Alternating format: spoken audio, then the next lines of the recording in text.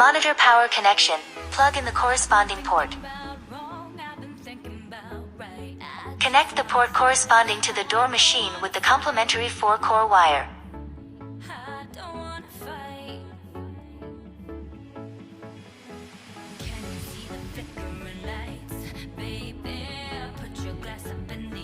Plug in the power supply and let's show the function.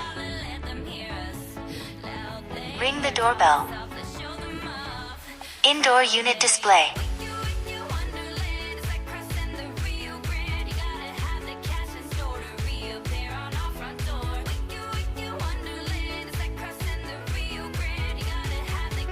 Electric control lock is connected with outdoor unit for unlocking display.